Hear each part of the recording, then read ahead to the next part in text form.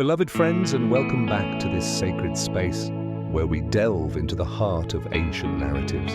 Today, we contemplate a moment both profoundly human and utterly divine. A story of a woman, her final sustenance, and a sacred encounter that irrevocably altered her path of devotion. Envision, if you will, a land gripped by a relentless drought, a devastating famine that consumed all hope. Food became a distant memory, and despair a constant companion. Our journey leads us to Zarephath, to a widow. In those times, a widow's existence was fraught with peril. Without a husband, survival was a daily testament to hardship. This woman, with her cherished son, stood at the brink of utter desolation. She sought mere sticks, not for warmth, but to kindle a final fire, to prepare what she believed would be her last meal. Her words, uttered from a heart heavy with grief, resonate with raw emotion. I have only a handful of flour in a jar and a little olive oil in a jug. I am gathering a few sticks to take home and make a meal for myself and my son, that we may eat it and die. Can one truly comprehend the profound sorrow in such an utterance? The absolute finality? Yet, even in this abyss of vulnerability, a spark of spiritual resolve, however faint, began to stir within her being. Then a messenger of the Most High appeared. It was the prophet Elijah, sent by divine decree. And his request? It might seem presumptuous, even cruel, given her desperate state. He declared, "First make a small loaf of bread for me from what you have and bring it to me, and then make something for yourself and your son."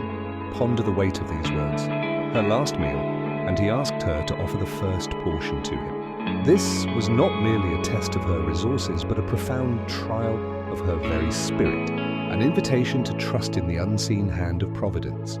What would our mortal hearts dictate? Most would cling fiercely to their last vestiges, but this woman, poised on the precipice of starvation, chose faith over the overwhelming tide of fear.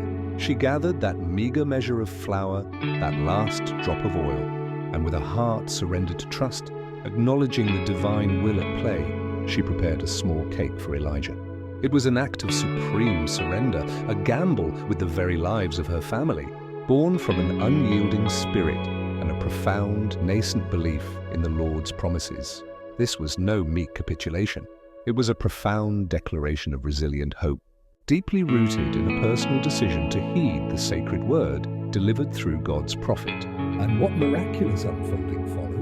The Holy Scripture proclaims that the jar of flour was not used up and the jug of oil did not run dry, not for a single day nor two, but throughout the duration of the dire famine. Each morning she would approach the jar, and it would yield enough.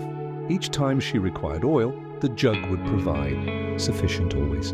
Never an abundance, never an extravagance, but ever enough. This was the blessed fruit of her extraordinary resilience and a burgeoning faith that blossomed amidst absolute scarcity, a direct manifestation of God's tender, miraculous care, reinforcing her conviction with each passing day.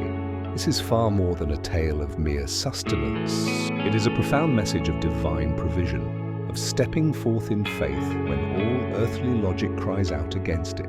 It illuminates how, at times, offering our very last, imbued with a mother's unwavering heart and deep trust in the Almighty, can unlock an unending fount of blessings, transforming not merely her circumstances but her entire spiritual panorama. It reminds us that even in our darkest hours, when we feel utterly bereft, a solitary act of faith, buttressed by immense courage and an absolute reliance on the divine, can render the impossible possible, thus deepening our own sacred walk with the Most High. May this reflection nourish your spirit. Subscribe and share.